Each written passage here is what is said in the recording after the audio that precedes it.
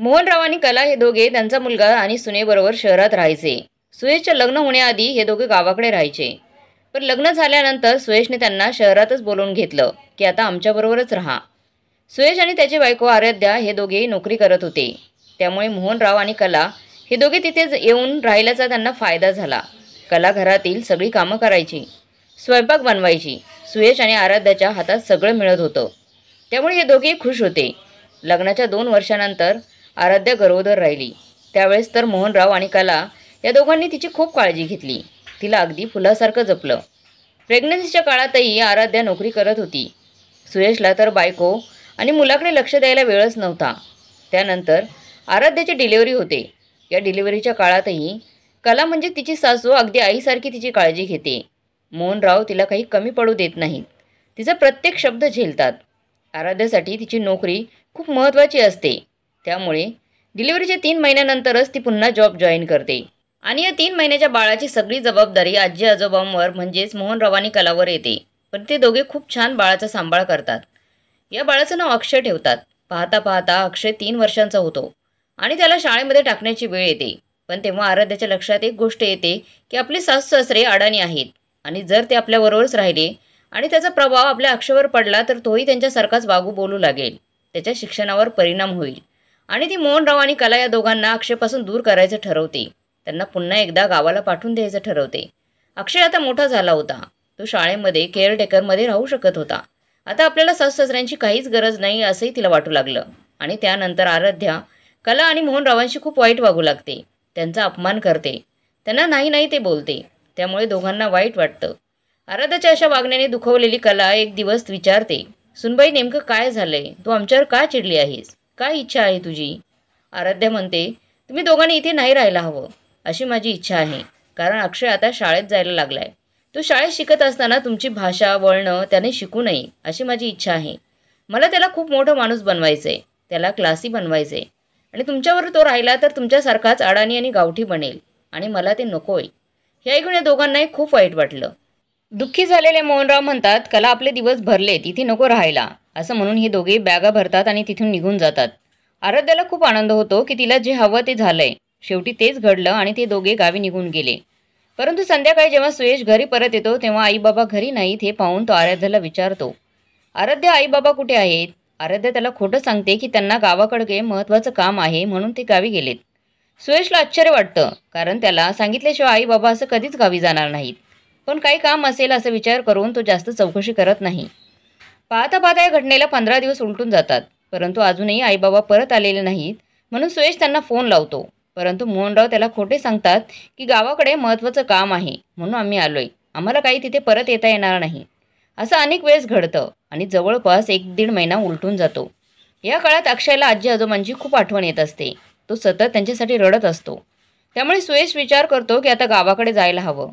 पण आराध्या काही ना काही कारण काढून त्यांची ही ट्रिप कॅन्सल करत असते. सुयशला मात्र हळूहळू संशय येऊ लागतो की नक्कीच दाल में कुछ काला है. कारण आई बाबा इतक्या वर्षापासून इथे राहतात. त्यांनी गावाकडे जाण्याचा विषय काढला नव्हता. पण एक दिवस अचानक ते निघून गेले. आता इतके दिवस झाले तरी परत यायला तयार नाहीत. काहीतरी घडलंय असा संशय अक्षयला येतो. अक्षय सगळं सत्य शोधून काढण्याचा विचार करतो आणि एक दिवस आराध्याला न सांगता तो गावी पोहोचतो. गावी पोहोचल्यावर तो आईबाबांना भेटण्याआधी मोहनरावांचे जिवलग मित्र प्रकाशरावांना गावात भेटतो आणि त्यांना म्हणतो, काका बाबा तुम्हाला सगळं सांगतात हे मला माहिती आहे. आई बाबा इथे येऊन का राहतात हे तुम्हीच मला सांगा. ते तर मला कधीही सत्य सांगणार नाहीत.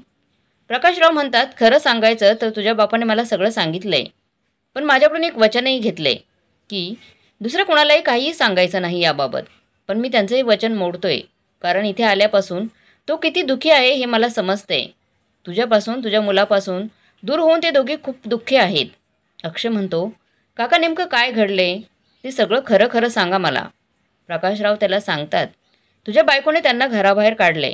तुझा मुलगा आता शाळेत जायला लागलाय ना. त्याच्यावर अशा गावठी अडाणी माणसाचा प्रभाव नको म्हणून त्यांना तिथून निघून जायला सांगितले तिने. त्यामुळे ते गावी येऊन इथे राहता येते. हे ऐकून सुयशच्या पायाखालची जमीनच सरकते. त्याचा विश्वासच बसत नाही. सुयश लगेच घरी पोहोचतो. तिथे मोहनराव आणि कला असतात. सुयश त्यांना म्हणतो, आई बाबा तुम्ही काही परत यायला तयार नाहीत. त्यामुळे मी तुम्हाला घ्यायला आलोय. या दोघांना सुयशला भेटून खूप आनंद होतो आणि ते म्हणतात, आम्हाला खूप महत्त्वाची कामं आहेत इथे. काही दिवस यायला जमणार नाही. आम्ही नंतर येतो. सुयश म्हणतो, आई बाबा मला सगळं सत्य समजलंय की आराध्याने तुमच्यासोबत काय काय केलं ते. त्यामुळे तुम्ही चला आता माझ्याबरोबर. तिला चांगला धडा शिकवणार आहे मी. मोहनराव म्हणतात, नाही रे पोरा, तिला काही बोलू नको. उगाच आमच्यावरून तुमच्या सुखी संसारात कशाला विष कालवतोस. अक्षय म्हणतो, आई बाबा काही विष नाही कालवणार मी. आणि तिला तिला आपली जास्त गरज आहे. त्यामुळे तुम्ही आता काही बोलायचं नाही. चला माझ्याबरोबर. असं म्हणून अक्षय या दोघांनाही घेऊन शहरात पोचतो. सुयशबरोबर सासू सासऱ्यांना आलेलं पाहून आराध्याला जबर धक्काच बसतो आणि ती म्हणते, आलेत काय बाबा, बरं झालं. मी तुमची किती वाट पाहत होते. सुयश असं ऐकल्यावर खूप चिडतो आणि म्हणतो, बस झाला आराध्या. माझ्या आईबाबांचे संस्कार नसते ना तर आत्ता तुझ्या थोबाडीत मारली असती मी. लाज नाही का वाटत खोटं बोलायला. आईबाबांना तू गावी काढून दिलं आणि याचं कारण म्हणजे आपल्या मुलांवर त्यांच्या आडाने गावठी संस्कार होऊ नये म्हणून. आराध्याला समजतं आता खोटं बोलून वागून काही फायदा नाही आणि ती म्हणते, सुयश काय चुकलं माझं. आपल्या मुलावर चांगले संस्कार व्हावे म्हणून सगळं करते ना मी. मला समजून घे. यावर सुयश चिडून म्हणतो, काय समजून घ्यायचं तुला. खरं तर आपल्या मुलावर तुझे वाईट संस्कार होतील. तू किती स्वार्थी आहेस. तुझ्यासारखा स्वार्थी नको बनायला तो. आराध्या विचारते, मी काय स्वार्थीपणा केला आहे. सुयश म्हणतो, काय स्वार्थीपणा केला आहेस तू. जेव्हा आपल्या दोघांचं लग्न झालं तेव्हा आईबाबांना इथे बोलावून घेण्यासाठी तू हट्ट केला होता. कारण तुला माहीत होतं आपल्या दोघांची नोकरी असल्यामुळे तुला घरचं सगळं कामं करावी लागतील म्हणून. ते तुला करायचं नव्हतं म्हणून आईबाबांना इथे बोलावून घेतलं. या दोघांनी घराची सगळी जबाबदारी घेतली म्हणून सगळं तुला हातात मिळत होतं. तुला तुझ्या कामावर नीट लक्ष देता आलं. तू जेव्हा गरोदर राहिलीस, तुझी डिलिव्हरी झाली तेव्हा आईबाबांनी तुझी किती काळजी घेतली ही विसरलीस का तू. आणि आपला मुलगा अक्षय 3 वर्षांचा होईपर्यंत त्याला तुझ्यापेक्षा आईबाबांनी जास्त सांभाळलंय. त्यांना जास्त माहिती आहे त्याच्याबद्दल. त्यांनी त्याला सगळं शिकवलंय. जेव्हा जेव्हा तुला आणि तुझ्या मुलाला गरज होती तेव्हा त्यांचा वापर करून घेतला. तेव्हा तुला ते अडाणी गावठी नाही वाटले. पण आता मात्र ते तुला गावठी अडाणी वाटायला लागलीत का. तुझ्यासारखी स्वार्थी बाई आजपर्यंत नाही पाहिली मी. आणि विचारतेस मी स्वार्थी आहे का. मी काय केले. आईबाबांपेक्षा तर वाईट संस्कार तुझे लागतील अक्षयला. आईबाबाबरोबर आपला मुलगा राहिला तर नक्कीच एक चांगला माणूस बनेल, यात मला शंका नाही आहे. हे सगळं ऐकून आराध्या खूप चिडते आणि म्हणते, सुयश, उद्या जर आपला मुलगा त्यांच्यासारखा वागू बोलू लागला तर मला दोष देऊ नकोस. सुयश म्हणतो, काय बोलते हे, तुला तरी कळतंय का. मी त्यांचाच मुलगा आहे. त्यांच्याबरोबर राहिलो, लहानाचा मोठा झालो. मग मी कसा इतक्या मोठ्या कंपनीत मोठ्या पदावर काम करतोय. तू का माझ्याशी लग्न केलंस. जर मी तुला अडाणी गावठी वाटत असतो तर आई बाप आजी आजोबा कधी आपल्या मुलांना वाईट संस्कार चुकीचं वळण लावत नाहीत. हे लक्षात ठेव. प्रत्येक माणूस त्याच्या बुद्धिमत्तेनुसार त्याच्या नशिबानुसार शिकतो, वागतो, बोलतो. आईबाप तर त्याला चांगलेच संस्कार देण्याचा प्रयत्न करत असतात. कला पुढे येते आणि म्हणते, जाऊ दे पोरा, नको तिला एवढं बोलू. ती एक आई आहे. तिने जे काही केलं तिच्या बाळासाठीच केलं ना. त्याचं भलं व्हावं अशी तिची इच्छा आहे. सुयश आराध्याला म्हणतो, पाहिलंस का, अजूनसुद्धा तुझीच बाजू घेत आहेत ते. मी गावात गेलो होतो तरी दोघे यायला तयार नव्हते. कधी मला फोनवरही त्यांनी सत्य काही सांगितलं नाही.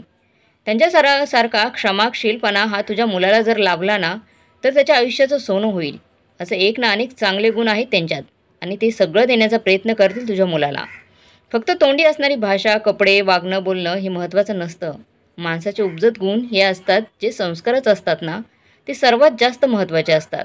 त्यामुळे माणूस हा माणूस बनण्याच्या लायकीचा होतो आणि माझे आई बाबा माझ्या मुलाला ते सगळं देणार यावर माझा पूर्ण विश्वास आहे. आता तरी तुझे डोळे उघड आणि नीट बघ. हा मूर्खपणा सोडून दे. हे सगळं ऐकून आराध्याला तिची चूक समजते. तिच्या डोळ्यात पाणी येतं आणि ती कला मोहनरावांच्या पायावर डोकं ठेवून रडू लागते आणि म्हणते, आई बाबा मला माफ करा. खरंच मी खूप चुकले. मी खूप चुकीचा विचार करत होते. तुम्ही माझ्यासाठी एवढं सगळं केलं आहे तर स्वतःच्या नातवासाठी का नाही करणार. खरंच तुम्ही त्याला आदर्श व्यक्ती बनवाल. माफ करा मला. तेव्हा मोहनराव म्हणतात, नको रडू. तूसुद्धा आमची मुलगीच आहेस. आम्ही तुला सून मानलं नाही. त्यामुळे तुझ्यासाठी आम्ही काही केलं नाही. आम्ही फक्त आमचं कर्तव्य केलं आहे मुलगी म्हणूनच. आणि आता आमच्या नातवाबद्दलसुद्धा आम्ही तेच करणार आहोत. मी तुला वचन देतो. आमचं वागणं बोलणं, आमची भाषा, राहणीमान आम्ही कधी त्याच्यावर तसे संस्कार होऊ देणार नाही. त्याला चांगले शहरी संस्कार देऊ जसे तुला हवे आहेत. आराध्या म्हणते, नाही बाबा, तुम्ही जसे आहात तसंच माझा मुलगा व्हायला हवा. एक चांगला माणूस म्हणून, एक चांगला व्यक्ती म्हणून राहायला हवा. हे ऐकून सर्वांना आनंद होतो. इतक्या दिवसानंतर आजी आजोबा गावावरून परत आले त्यामुळे अक्षयला सुद्धा खूप आनंद होतो आणि त्यांना तो घट्ट मिठी मारतो. त्या दिवसानंतर सगळे आनंदाने एकत्र राहतात. आराध्या परत असं कधीही वागत नाही. तिच्या सासू-सासऱ्यांना चांगला मान सन्मानाने घरात वागवते. तर मग मित्रांनो, आजची तुम्हाला ही कथा कशी वाटली कमेंट बॉक्समध्ये नक्की कळवा. आणि कथा चांगली वाटली तर लाईक, शेअर, सबस्क्राईब नक्की करा.